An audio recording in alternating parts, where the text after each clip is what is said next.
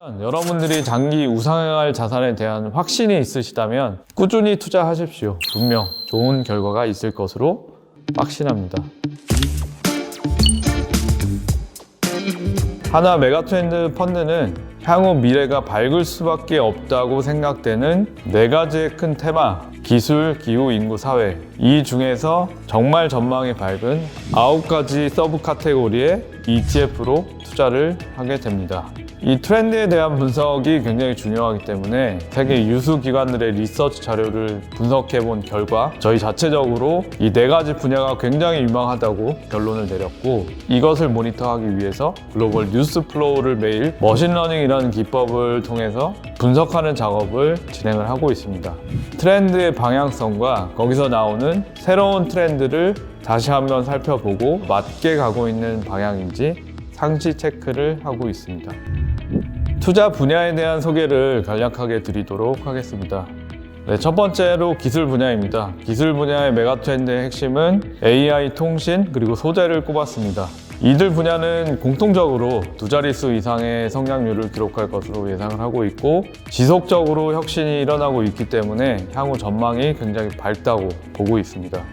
AI 분야만 하더라도 딥러닝 분야가 창출된 이후로 또 한 번의 굉장히 큰 혁신을 거치고 있습니다. 바로 XAI라고 불리는 Explainable AI의 등장인데요. 즉 설명 가능한 AI의 등장입니다. 과거에는 이 AI 분야에 사람들이 개입할 여지가 굉장히 적었기 때문에 실패 비용이 적은 영역들, 예를 들면 유튜브 영화 추천이나 넷플릭스에서 영화 추천 등에만 사용이 되었다면 Explainable AI의 등장으로 실패 비용이 큰 영역까지 이 AI의 기술이 확대가 되고 있습니다. 예를 들면 제품 비용의 산정, 그리고 공정의 제어 등에도 폭넓게 응용할 길이 열렸습니다. 기후 분야는 신재생 에너지와 수소를 꼽았습니다. 신재생 에너지가 주목받는 이유는 첫 번째는 기술의 발전으로 인한 경제성의 향상이고요. 지난 10년간 신재생 에너지의 생산 비용은 과거 대비로 10% 수준으로 하락했고, 발전의 효율성은 2배 이상 증가하였습니다. 기후에 대한 사람들의 인식 변화와 함께 실제로 돈도 되는 신재생 에너지로의 전환을 많은 국가들이 꾀하고 있습니다. 두 번째 이유는 경제 헤게모니인데요. 유럽 재정위기 이후 잃어버린 10년이라고 할 만큼 유럽은 심각한 문제를 겪고 있습니다. 금리는 유례없는 마이너스를 유지를 하고 있고, 경제는 살아날 기미가 도통 보이지 않고 있습니다. 유럽이 가지고 있는 강점인 친환경 분야 정책과 이 대규모 투자로 유럽은 신재생에너지 시장에 선점을 꾀하고 있다고 생각을 하고 있습니다. 그런 면에서 봤을 때 이 신재생에너지로의 투자는 꾸준히 이어질 것으로 생각을 하고 있고, 이에 따른 많은 파생 분야들에 저희는 투자를 하고 있습니다. 다음은 인구 분야입니다. 2016년쯤 타임지 표지에 지금 태어난 아기들의 평균 수명이 142살이다라는 것을 보고 굉장히 놀랐던 기억이 있는데요. 수명의 연장은 의학기술의 발전과 관련이 굉장히 깊습니다. 특히 최근 미국 대학가에서 바이오인포메틱스 분야가 굉장히 각광을 받고 있습니다. 유전자 관련 기술이 발전했기 때문인데요. 최근에는 AI 기술과 결합해서 표적 항암제, 그리고 유전자 조작 기술 등으로 그 응용 분야가 굉장히 넓어지고 있다고 합니다. 최근에 건강 검진을 받았는데 이 유전자 검사가 신규로 생긴 것을 보고 굉장히 놀랐던 경험이 있습니다. 유전자 검사를 통해서 암 발생 확률을 미리 볼 수 있는 서비스인데요. 벌써 값싼 비용으로 우리 실생활에 적용이 되고 있다는 것을 느낄 수가 있었고요. 이 분야 역시도 굉장히 미래가 밝다고 저희는 생각을 하고 있습니다. 마지막으로 사회 분야입니다. 전 세계적으로 ESG 투자 열풍이 불고 있습니다. 한국도 마찬가지인데요. 기후에 대한 인식 변화는 environmental, 즉 E, 사회적으로 기여하는 것은 S, social, 기업의 지배 구조는 거버넌스, 즉 G입니다.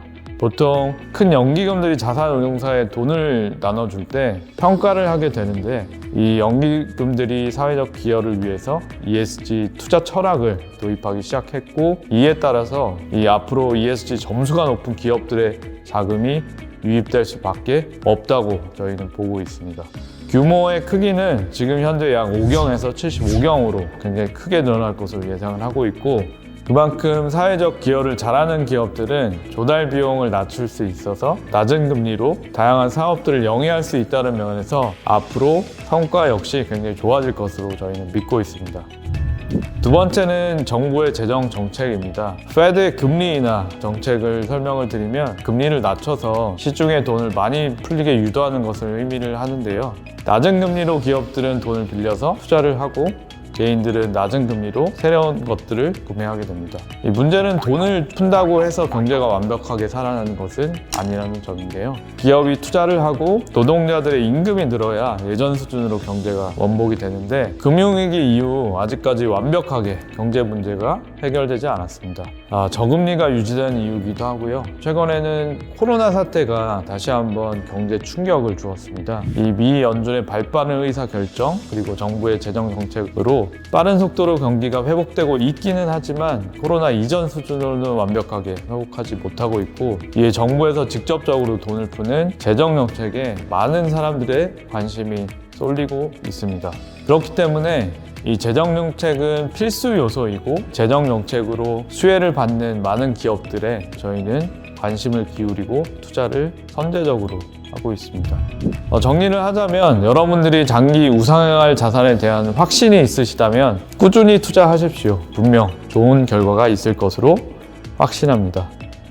한화 메가트렌드 펀드는 장기 우상향할 테마와 트렌드 리서치를 통해서 투자를 함에 있어 여러분들의 여러 수고를 덜어드리도록 하겠습니다. 지금까지 한화자산운용 ETF 운용팀 남용수였습니다.